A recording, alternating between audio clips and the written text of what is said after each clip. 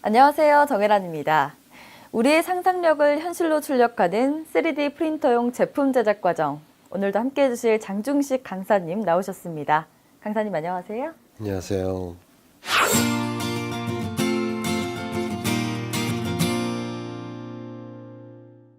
네, 강사님 오늘은 사업 추진 전략을 바탕으로 제품 후보 목록을 작성해 볼 텐데요. 사업 추진 전략부터 설명해 주시죠. 네, 먼저 사업 추진 전략은 사업에 대한 목적, 방향, 배경 등을 고려해서 사업을 효과적으로 추진하기 위한 전략적 방법입니다.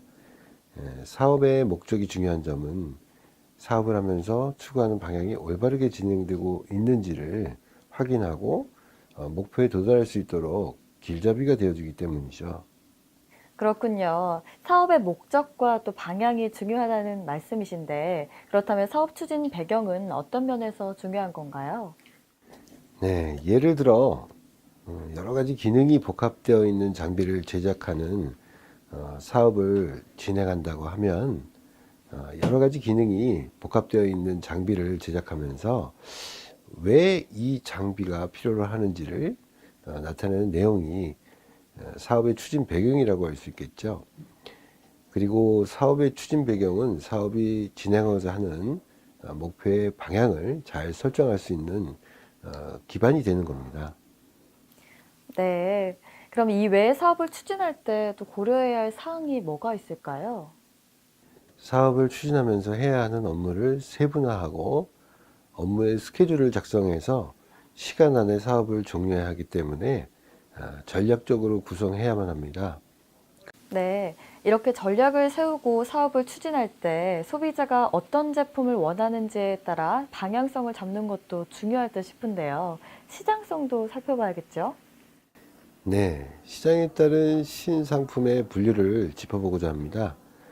소비자에 따른 신상품의 분류는 상품의 분류와 연관이 되어 있는데요.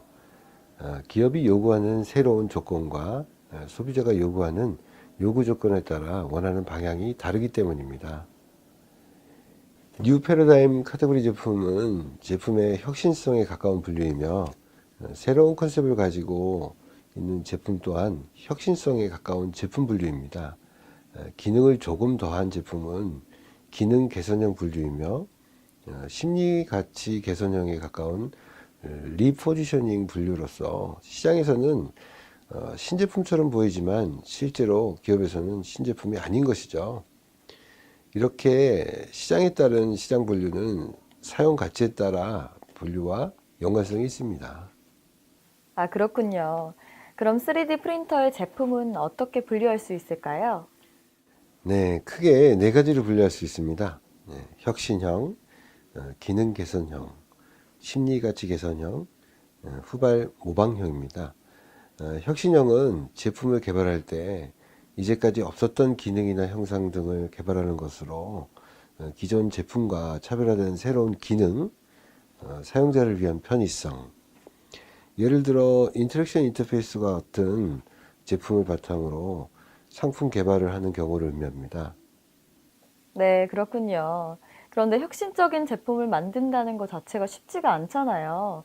혁신성 있는 제품을 만들 때 주의해야 할 사항이 있을까요? 네, 있습니다. 개발 비용과 인적 자원이 많이 소요되기 때문에 제품의 기획 단계에서 손익과 소요 비용, 손익 분기점 등을 잘 고려해서 사업을 추진해야만 합니다. 다음으로 기능 개선형은 기존에 있었던 기술이나 제품을 더 개선해서 제품을 제작해야 하는 것입니다. 기능 개선형은 초기 투자 비용이 혁신적인 제품 개발보다는 적게 들어서 유리한 마케팅 전략을 할 수 있습니다. 네.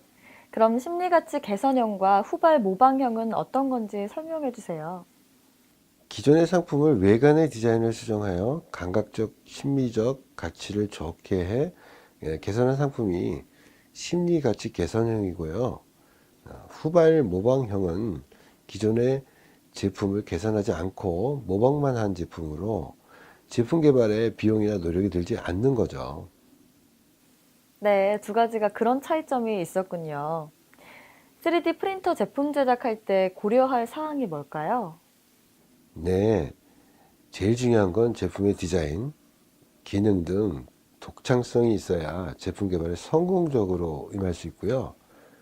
제품이 가지고 있는 아이디어 및 디자인을 고려해야 제품의 판매 전략을 효과적으로 수립할 수 있습니다.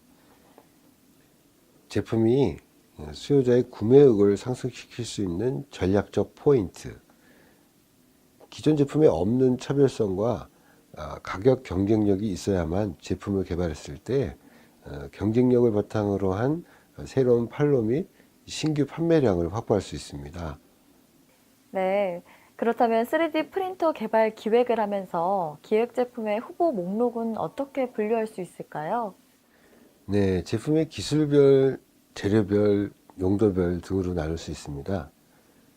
3D 프린팅 기술은 기술별로 크게 플라스틱 재료 압출 기술인 머티리얼 익스트루전, 액체 상태 광경화 수지를 빛을 주사하여 경화시켜 구조물을 제작하는 베드 포토폴리머라이제이션, 압축된 금속 분말에 열 에너지를 가하는 파우더 베드 퓨전, 시트 라미네이션으로 크게 나눌 수 있습니다. 제품을 선정하는 것도 쉽지가 않네요. 또 소재에 따라 만들어지는 제품군도 달라지잖아요. 어떤가요? 네, 합성 수지와 플라스틱으로는 자동차, 드론, 의수, 시계, 신발 등을 제작할 수 있고요. 금속 소재는 자전거, 치과용 임플란트와 같은 것들을 만들 수 있고요. 초콜릿, 스낵 같은 음식 소재도 쓰입니다. 3D 프린터 제품의 기술별 분류에 대해 좀 더 자세히 살펴보겠습니다. 먼저 머티리얼 익스트루전 기술에 대해 살펴보면 재료 압출 방식 3D 프린팅 기술의 시초는 고체 상태의 열 가소성 수지를 필라멘트 모양으로 만들고 이를 용융 압출 헤드에서 녹이면서 노즐을 통해 압출시켜 모델을 적층 조형하는 머티리얼 익스트루전 기술입니다. 현재 재료 압출 기술은 플라스틱 재료의 압출 기술인 머티리얼 익스트루전뿐만 아니라 건축물 제작을 위한 3D 프린팅 및 식품 제작에 적용되는 3D 프린팅 기술에도 많이 적용되고 있습니다. 머티리얼 익스트루전 압출 방식의 3D 프린터는 작은 제품부터 큰 제품까지 제작할 수 있다는 장점이 있지만 제품의 정밀도와 표면 정밀도는 다른 방식의 기술보다 좋지 못하다는 단점도 있습니다. VAT 포토폴리머리제이션 기술은 액체 상태의 광경화성 수지의 빛을 주사하여 경화시켜 구조물을 제작하는 방식으로 이 기술은 특정 파장의 빛에 노출되면 경화가 일어나는 광경화성 수지 표면의 특성을 이용합니다. 즉, 광경화성 수지가 반응하여 경화될 수 있도록 특정 파장의 빛을 주사하여 층을 형성하고 이를 반복하여 적층함으로써 3차원 형상을 만드는 방식인 거죠. 이는 광학적으로 해상도 및 정밀도가 매우 높은 빛을 만들 수 있기 때문에 다른 3차원 프린팅 방식에 비해 정밀도가 비교적 우수합니다. 파우더 베드 퓨전 기술은 압축된 금속 분말에 적절한 열 에너지를 가해 입자들의 표면을 녹이고 녹은 표면을 가진 금속 입자들을 서로 접합시켜 금속 구조물의 강도와 경도를 높이는 공정을 말합니다.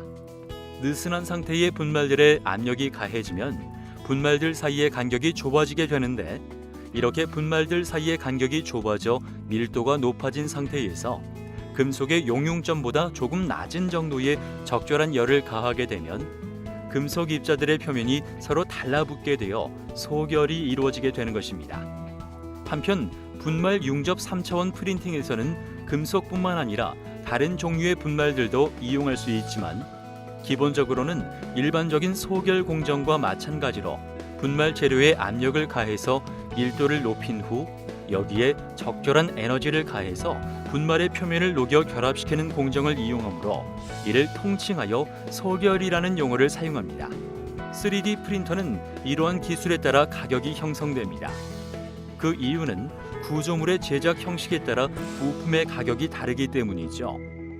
가격별로 분류해보면 머티리얼 익스트루전, 베드 포토폴리머리제이션, 파우더 베드 퓨전, 하이브리드 복합 방식 등이 있습니다.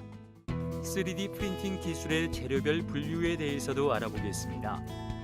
3D 프린팅 기술은 재료에 따라 파우더 기반, 액체 기반, 고체 기반 등 3개의 재료별로 기술을 분류하여 재료 방식에 따른 기술 분류를 할 수 있습니다.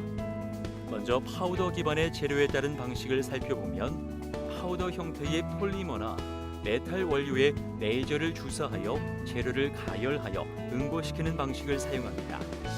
파우더 기반의 기술은 플라스틱, 나무, 메탈, 세라믹 등 재료 선택의 폭이 넓고 재료를 가공할 때 후가공이 필요하지만 정밀도가 높은 제품을 얻을 수 있다는 장점이 있습니다. 액체 기반 재료의 대표 기술은 베드 포토 폴리머리제이션 기술로 광경화성 액체 수지에 빛을 주사하여 경화하는 방식입니다. 액체 기반의 기술은 표면 처리가 뛰어나고 미세 형상을 구현할 수 있으며 다양한 재료를 사용할 수 있기 때문에 시제품 제작, 의료, 전자제품에 많이 응용됩니다. 고체 기반의 재료에 따른 방식은 고체 필라멘트 형태의 플라스틱 재료를 고온의 노즐에서 가열하여 재료를 압출시켜 한 층씩 구조물을 제작하는 방식을 사용합니다. 가장 많이 활용되는 방식으로 정밀도가 높으며 고강도 재료를 사용하여 후변형이 거의 없습니다. 주로 자동차, 기계 산업, 로봇 등에 활용되는 방식입니다. 다음은 용도별 분류에 대해 알아보겠습니다. 3D 프린터의 수요 고객은 취미, 개인 생활용, 연구 개발용, 시제품 제작용, 특정 분야 적용용 등 4가지로 나눌 수 있습니다. 이렇게 수요 고객층에 따라 3D 프린터를 분류하여 수요 고객층이 원하는 기술의 프린터를 공급할 수 있어야 합니다. 특정 분야 적용용 3D 프린터에 대해 알아보겠습니다. 특정 분야에 적용하기 위해 사용하는 3D 프린터는 재료 및 프린팅 기술에 따라 달라집니다. 즉, 특정 분야에 적용을 하기 위한 용도에 잘 맞아야 하며 특정 분야의 소재를 이용하여 제작 및 개발하고 마케팅을 해야 하는 것입니다. 예를 들어 임플란트 회사에 3D 프린터를 공급한다고 한다면 임플란트 회사에서 요구하는 조건을 충족시켜야 하는데요. 임플란트 공정에 3D 프린터 공정을 이용하면 스캔을 해서 본을 뜨고 다시 임플란트를 제작하는 공정을 한 번에 할 수 있는 장점이 있습니다. 그러나 임플란트는 사람의 몸에 삽입을 해야 하는 것이기 때문에 생체에 적합한 재료를 사용해야 합니다. 그리고 정밀도 또한 좋아야 하기 때문에 베드 포토 폴리머리제이션 방식의 기술을 사용하는 것이 바람직합니다. 이처럼 특정 분야에 적용하기 위해서는 특정 분야에서 요구하는 사항을 충족할 수 있는 기술이 있어야 합니다. 후보 목록 작성의 중요 내용을 다시 한번 짚어보겠습니다. 사업 추진 전략은 사업을 시작하면서 사업에 대한 목적, 방향, 배경 등을 고려하여 사업을 효과적으로 추진하기 위한 전략적 방법입니다. 기획 제품 후보 목록은 독창성, 참신성, 매력성, 차별성 및 가격 경쟁력 등을 고려하여 작성합니다. 3D 프린터 개발 기획을 할 때 기획 제품의 후보 목록을 분류해야 합니다. 기획 제품의 후보 목록은 제품의 기술별, 재료별, 가격별, 용도별 등으로 나눌 수 있습니다.